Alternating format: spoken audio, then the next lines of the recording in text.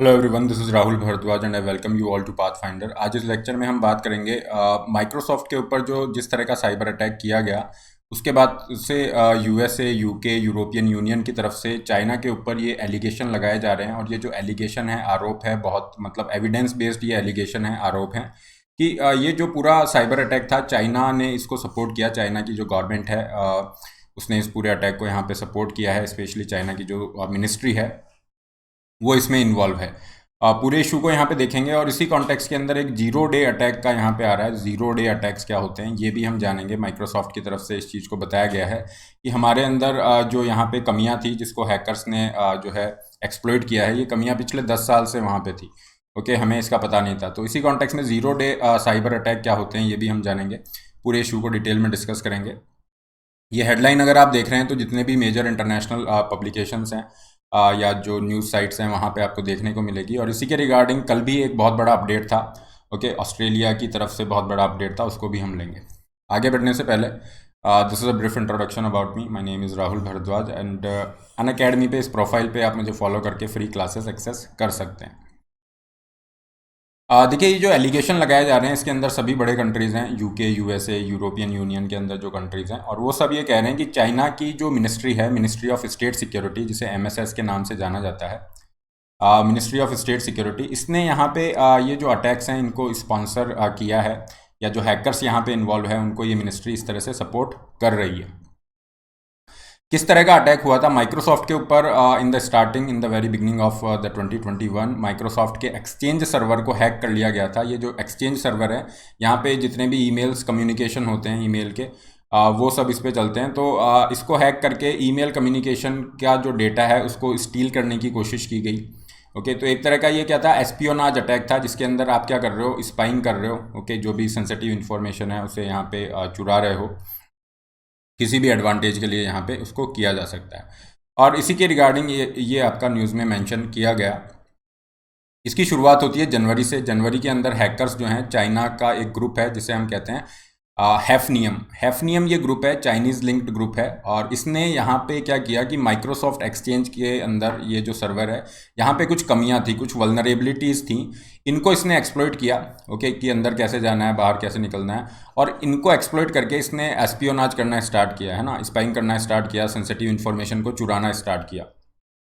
ये large scale पे चला गया, बहुत बड़ी लेवल पे ये इन्फॉर्मेशन यहाँ पे चुराई जाने लगी, और including the acquisition of the personal information and intellectual property related information as well.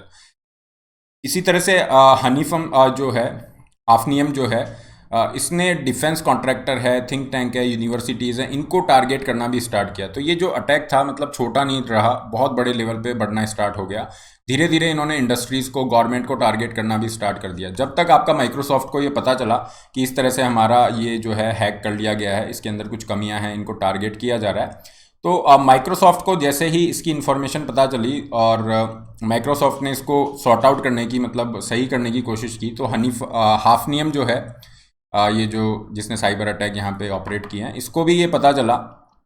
Security agencies ये कह रही हैं कि इसको ये पता चल गया, और इसने ये इन्फॉर्मेशन सभी लोगों को दे दी। जितने भी छोटे मोटे हैकर है, सबको ये बता दिया कि आप माइक्रोसॉफ्ट का ये जो सर्वर है, एक्सचेंज है, इसको कैसे हैक कर सकते हैं।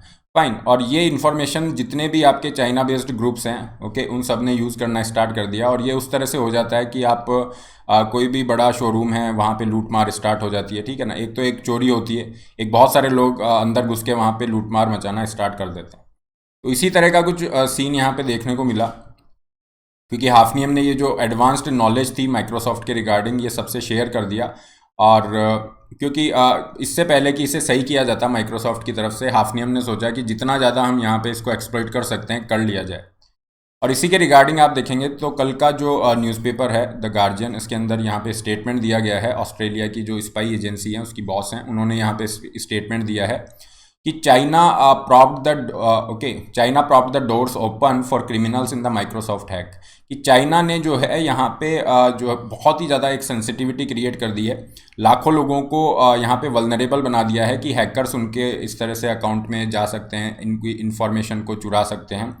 और चाइना का ये जो पूरा का पूरा एक्शन है, क्योंकि हमने देखा किस तरह से चाइना की जो मिनिस्ट्री है वो इनको सपोर्ट कर रही है। तो इसलिए चाइना को यहाँ पे वापस से ब्लेम किया गया है और ये लेटेस्ट एडिशन है इस न्यूज़ के अंदर।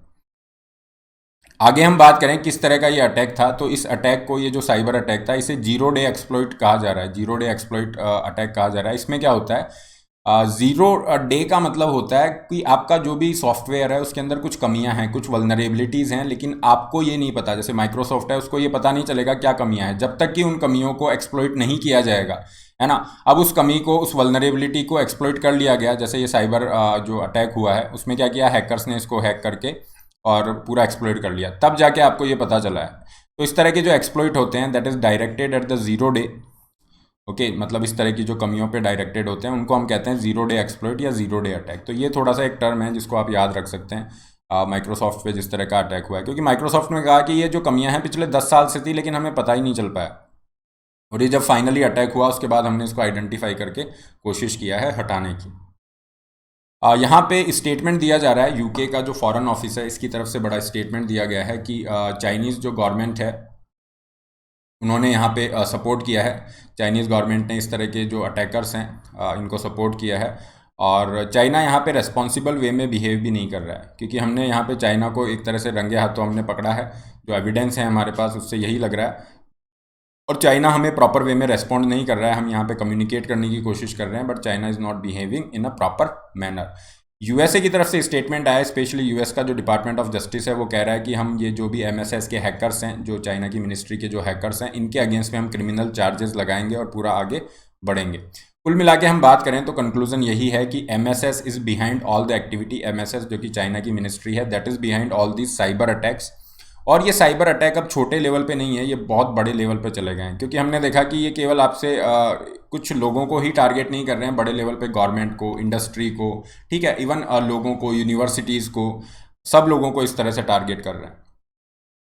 सो इसको रोकने के लिए किस तरह का एक इंटरनेशनल लेवल पे कॉपरेशन की ज़रूरत है। हालांकि यूके और यूएस साथ में आए हैं, यूरोपियन यूनियन भी यहाँ पे साथ आया है, और ये यहाँ पे कोशिश कर रहे हैं कि हम कोई कोऑर्डिनेटेड इंटरनेशनल एक्शन यहाँ पे लें कि इस तरह की एक्टिविटीज़ को रोका जा सके, फ्यूचर में इस तरह की एक्टिविटीज़ ना हो।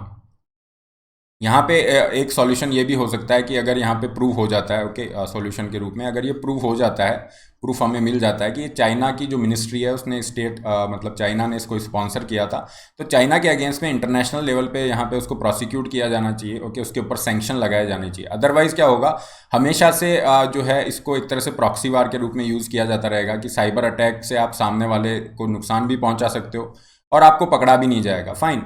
तो इसी कॉन्टेक्स्ट में अगर हम बात करें, चाइना जो है इंडिया के अंदर भी काफ़ी प्रॉब्लम्स क्रिएट करता रहा है, तो इस तरह की एक्टिविटीज़ को तभी बैन किया जा सकता है जब यहाँ पे कुछ अकाउंटेबिलिटी इंश्योर की जाए। So this is all regarding this topic. Unacademy को आप ज्वाइन कर सकते हैं। अनअकैडमी की जो प्राइसेस हैं वो 1 अगस्त से आपकी इंक्रीज हो रही हैं। एट प्रेजेंट अनअकैडमी का कॉम्बो सब्सक्रिप्शन जिसमें जीएस और ऑप्शनल इंक्लूड है, उस पर आपको 45% का डिस्काउंट मिल रहा है। 45% के डिस्काउंट के साथ आपकी जो पूरी प्रिपरेशन का पैकेज है, दैट इज़ 49,000 इसकी कॉस्ट है। इसके लिए आप जा सकते हैं, एंड यहाँ पे आपको ऑप्शनल और जीएस की टेस्ट सीरीज भी फ्री मिलेंगी, and you can use the code RBLive to get extra 10% off. इसके अलावा अश्योर वीक है, जिसके अंदर अगर आप 2 साल या उससे ऊपर का कोई सब्सक्रिप्शन लेते हैं and if you are not satisfied with your result, आपको 1 साल का एक्सटेंशन मिल जाता है with some terms and conditions. Mentorship week चल रहा है, जिसके अंदर आपको जो है मेंटरशिप यहाँ पे दी जाएगी, कॉम्प्रिहेंसिव कवरेज दिया जाएगा मेंस तक। ये 4 अगस्त तक आपका है। आपका जो भी सब्सक्रिप्शन है नेक्स्ट ईयर मेंस तक वैलिड रहेगा without any extra cost, okay. ये आपको टेस्ट फ्री दिए जा रहे हैं।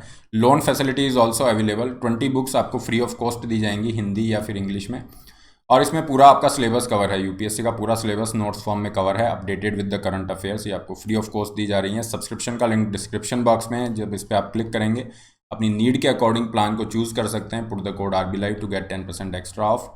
Similarly you can opt for iconic as well with added benefits like personal mentoring, daily doubt solving. This is the fee structure of iconic. केवल optional के लिए भी जा सकते हैं। This is the fee structure only for the optional subjects. 28 जुलाई से आपके नए बैचेस स्टार्ट है, जिसमें 2021, 22 और 23 की प्रिपरेशन कराई जा रही है। जो भी बच्चे इसके अंदर एनरोल करना चाहते हैं वो भी कर सकते हैं, अपना पूरा सिलेबस कंप्लीट कर सकते हैं। 8 अगस्त को आपका मेगा कॉम्बैट है, जिसके अंदर करोड़ों की स्कॉलरशिप आप जीत सकते हैं। 60 मिनट में 56 क्वेश्चन रहेंगे, ओके। सुबह 11 बजे ये रहेगा। इसको आप अनलॉक कर सकते हैं by using the code RBLive। Description box में इसका लिंक दिया गया है। फ्री टेस्ट सीरीज का भी आप बेनिफिट ले सकते हैं। This is all for today. Okay, don't forget to like, share, and subscribe. All the best. Have a great day.